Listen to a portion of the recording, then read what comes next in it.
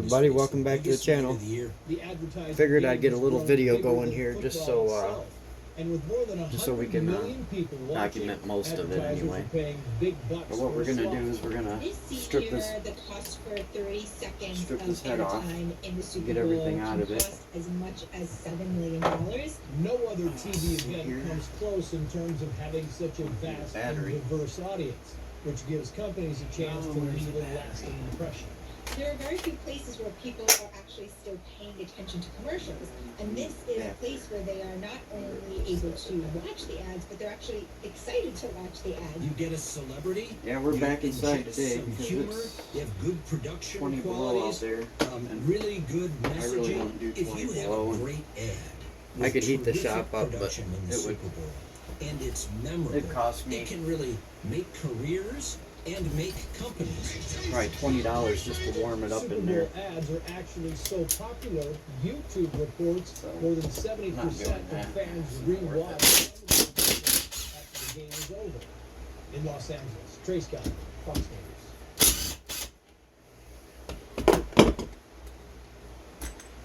Get that off.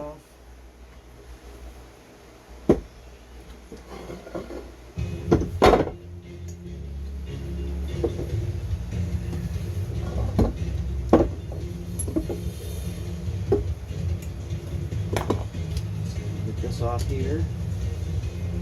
Oh, big one.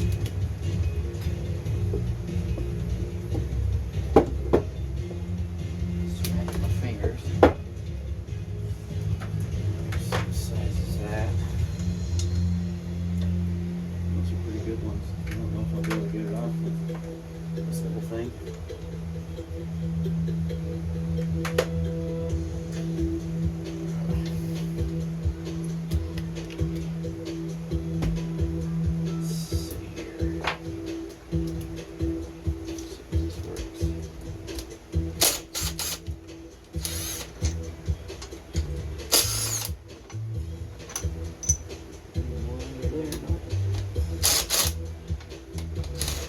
Smaller. Okay. Got this size. Nope. 3 different sizes. Figures. Feels like that should be.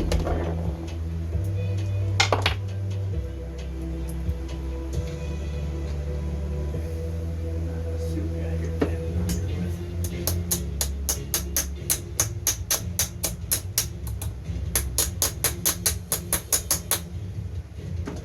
See if that works.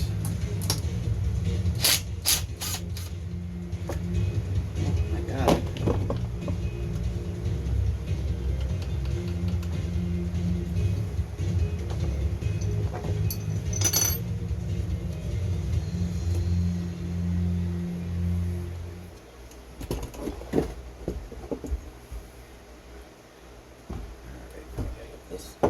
Get this off because I got all the stuff to put new gaskets on everything. Well, if you got the gaskets, you should do them. I don't know what size that is. Good size. Live outside of SoFi Stadium is Fox 11's Phil Schumann. Phil, good to see you. What did we learn today from Commissioner Goodell? Well, Andrew, it's not just about head coaches. It's really every aspect of the NFL, from head coaches to front offices to the league office to the NFL network. And Roger Goodell, who is unquestionably one of the most powerful men in all of sports, been the commissioner for 15 years now, has been dealing with this problem of racism, of diversity, of inclusion for a number of years, and admitted that the league needs to do I much made better. this gasket like 5 years ago. We won't tolerate racism. We won't tolerate discrimination. We work really hard. We believe in diversity. We believe in it as a value. You don't take anything off the table. So if it requires an overhaul, you do it. On a football field set adjacent to SoFi, NFL Commissioner Roger Goodell basically said the same thing over and over again. The league needs to do better on diversity and inclusion. Speaking 1 week after fired coach Brian Flores, formerly of the Dolphins, sued the league, alleging racism in hiring. We won't tolerate racism. We won't tolerate discrimination. Goodell says the so-called Rooney Rule, aimed at improving minority hires, written back in 2003 and recently amended, will be reevaluated. It now says in part, teams must interview at least 2 minority candidates, not from their own team, for a head coaching vacancy. And 1 minority candidate has to be interviewed for coordinator positions in front office, including general manager. Veteran sports writer Vinny Bonsigneri, who covers the NFL, says yes, the league has programs and policies in place, but results are lacking. Getting over the obstacle of getting minorities and people of color and diverse candidates into interviews, that's becoming an easier process. That's happening. It's getting over that to what are the outcomes in terms of people of color being hired. Out of 32 head coaches, only 5 are minorities. And Goodell, who works for the owners with a salary of $63 million a year, is essentially in a position of admitting failure but not being held accountable. Here was my question. If you've been commissioner for 15 years, do you not bear some personal responsibility for not having made more progress? The answer is yes, I do. And I think we started it off by saying we were talking about the same subject last year. And I've said many times that as a league, I don't think there's a subject we've discussed more frequently in the ownership over the last 4 or 5 years. So Andrew, the commissioner, in his annual sort of state of the NFL press conference, spoke for about 40 minutes. And I would say 9 out of 10 questions have to do with these sensitive and controversial topics. The Rooney Rule is something they're going to reevaluate. Maybe needs to be tougher, expanded, named after Dan Rooney, the late owner of the Pittsburgh Steelers, who championed diversity while he was alive. So Goodell basically said, yes, he bears some personal responsibility, but what exactly that means is unclear. I mean, it's a complicated issue.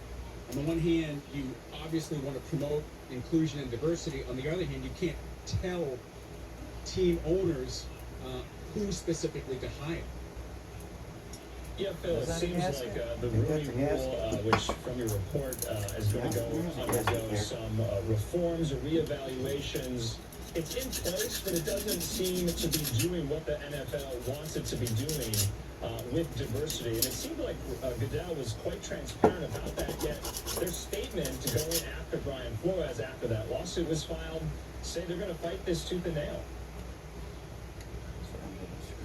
Right. I mean, they say that racism and is not tolerated. That's good. And that is exactly what Flores' allegations were in the lawsuit. He basically said that the interview process that he went through with the New York Giants, for example, was a sham, that they're doing it for show. The NFL and the teams involved deny that. He also says, and this is also a very explosive allegation, not necessarily having to do with racism or inclusion, but that the Dolphins owner offered him I know when I made it, I didn't use it. in order to throw games so they would be in a better position when it comes to the draft. Because, as you know, the teams with the worst record get the higher draft picks, which is something that Flores said he refused to do. So there's a whole variety of controversial accusations and admissions and statistics when it comes to hiring both head coaches, coordinators, assistant coaches, front office positions. And here we are just a few days before the Super Bowl in the spectacular setting, this $5 billion state-of-the-art stadium that Goodell was instrumental in sort of shepherding through the process of bringing football back to Southern California after an absence of 20 years. And there was like one question about the Super Bowl and the game during that commissioner's press conference. That's so interesting. Phil, last question for All you. right, well, I'll just it's like on the ground clean there, these up and then we'll get some gaskets together, round it up, and then so far, a lot of people coming in to get start ready this for the back up game. in a minute. A few moments later.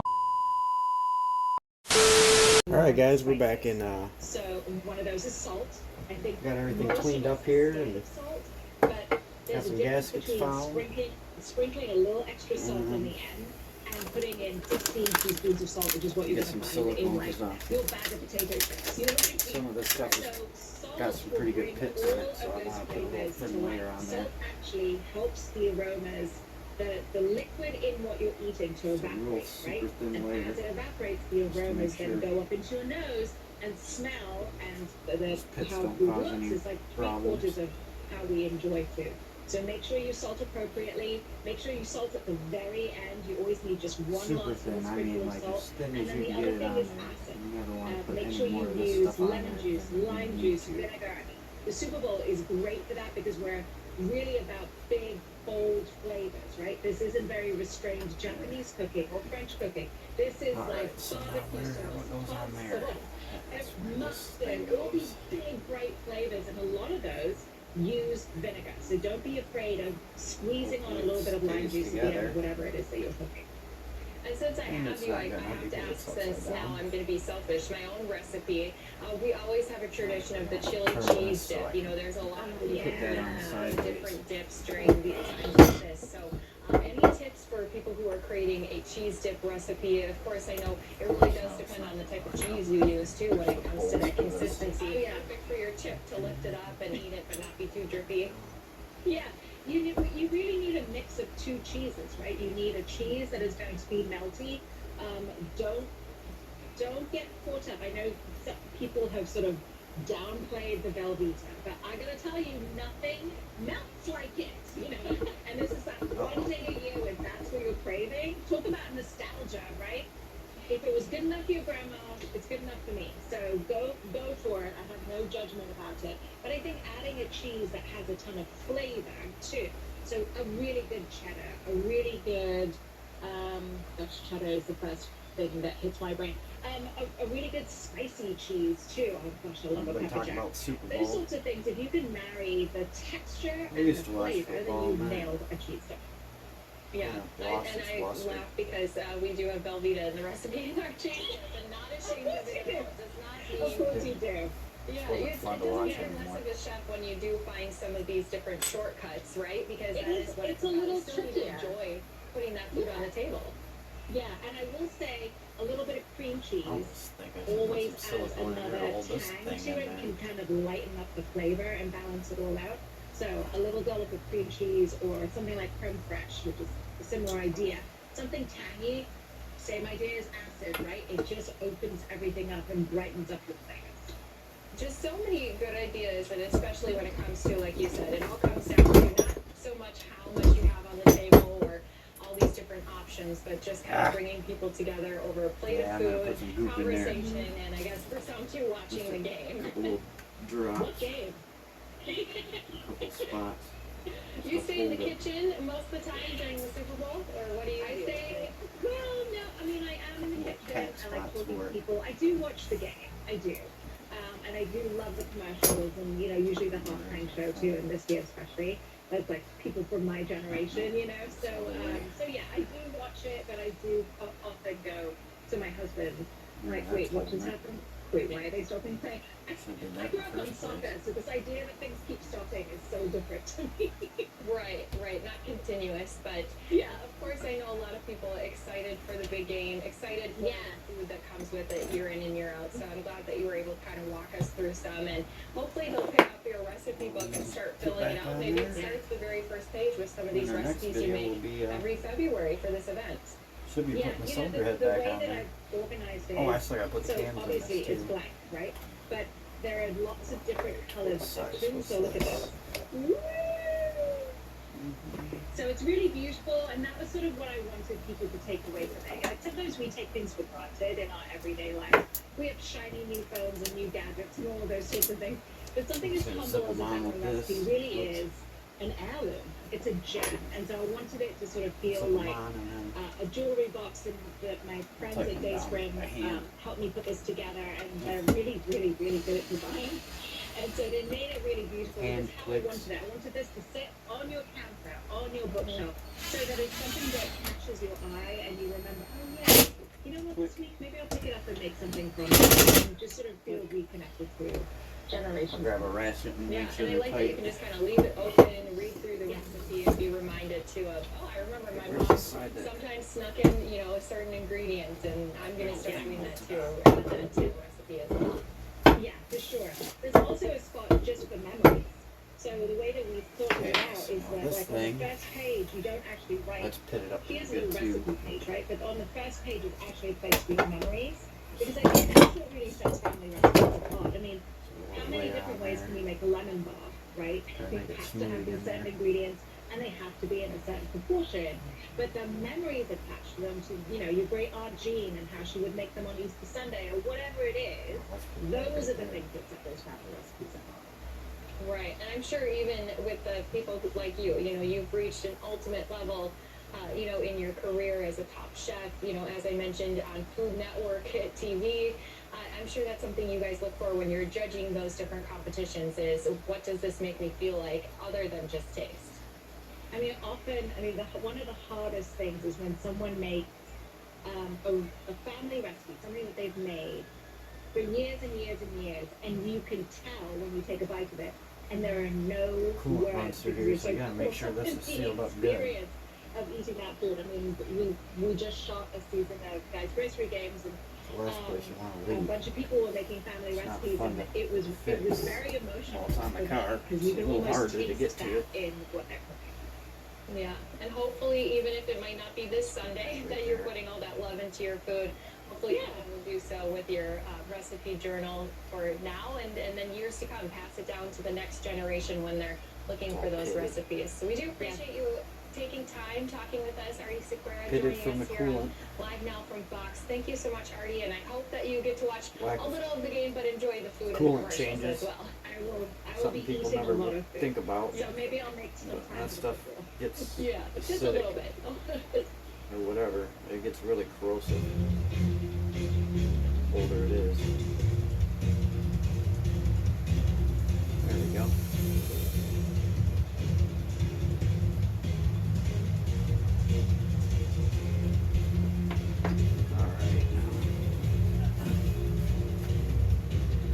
Is this the gasket for that?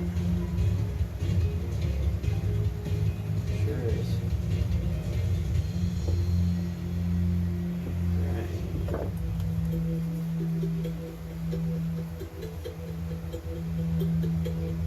Let's find out the bolts better.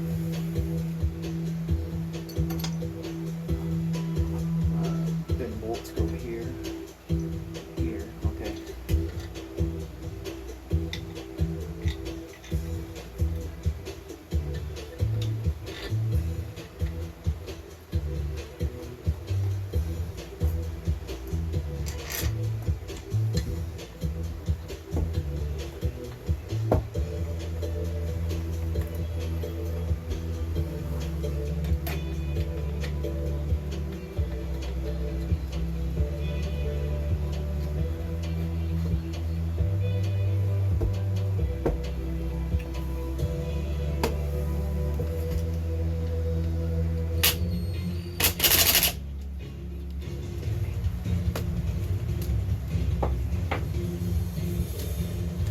Oh, it's not that one.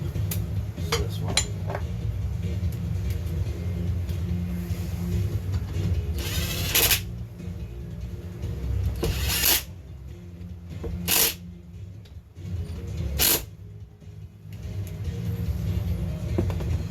Alright, now we got the EGR we gotta throw back on there.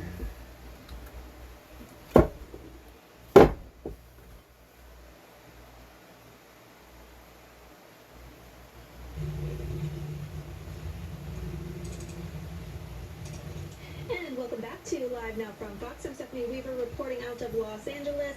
It is not only Super Bowl weekend, but tomorrow is also Valentine's Day. Yes, that's your cue. If you still have to get something, tomorrow is the day. And our Fox affiliates have some packages on this special day. Let's check it out. The season of love is here. Soon, millions of Americans will be out spoiling their better halves with flowers, stuffed animals, chocolates, and more. Just make people happy. For me, that's what it's all about. That was Michael Mireles, a florist in Las Cruces. He says this act of love will be hurting people's wallets, from red roses to white daisies, and even lilies. All right, let me grab the Florists ratchet. say prices for flowers are going up. At a real flower shop, Extension you can is expect quicker. to pay anywhere from an extra 10 to even up to $50 more for just one dozen of roses. Over at Odysee Flowers and Quince in East El Paso, the owner says that this flower arrangement is regularly $70. This year, it's closer to $100. Due to the shortage of supplies, the cost of the ground. Florists tell me a lack of workers, bad weather, and an increase in demand during Valentine's Day will spike up the price for these blooms. Dennis